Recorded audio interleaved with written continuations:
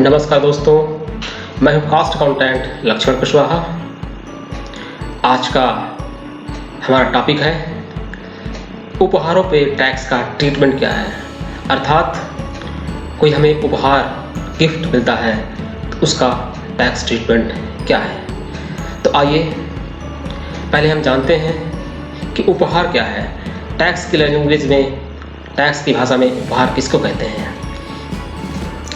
यदि हम या एसएससी कोई भी चल संपत्ति या अचल संपत्ति या कैश किसी के माध्यम से, किसी के भी द्वारा बिना किसी कंसिडरेशन, बिना किसी मूल्य या जो उपहार प्राप्त करता है उससे कम मूल्य देता है, तो ऐसे प्राप्त की हुई चल अचल संपत्ति या कैश को हम गिफ्ट की श्रेणी में रखते हैं।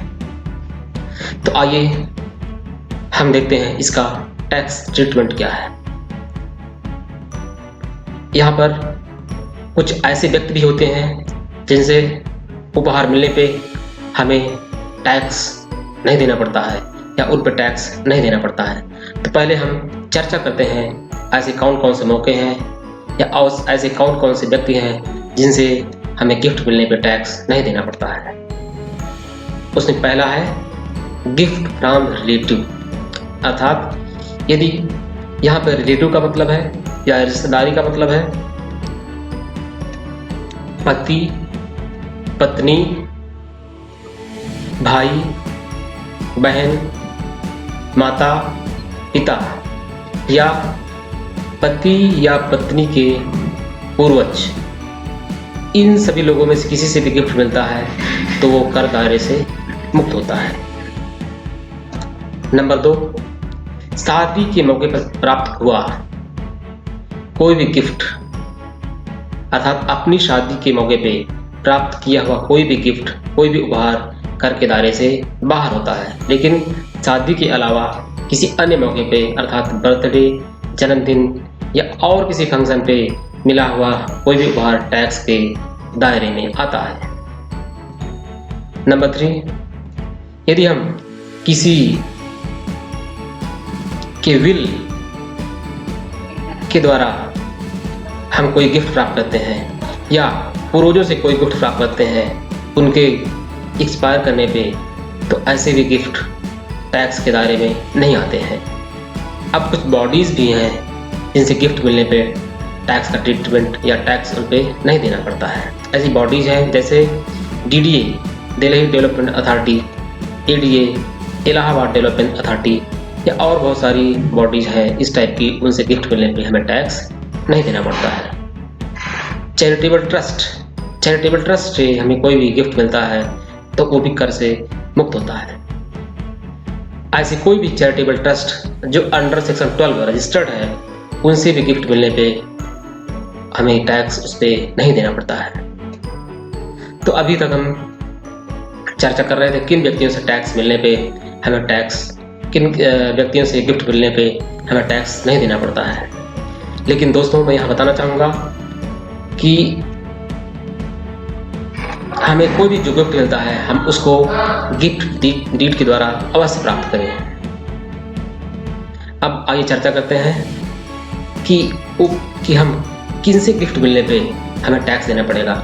उपरोक्त बताए हुए लोगों में से यदि किसी के द्वारा भी कोई भी गिफ्ट मिलता है या उपहार मिलता है तो उस पर हमें टैक्स देना पड़ेगा।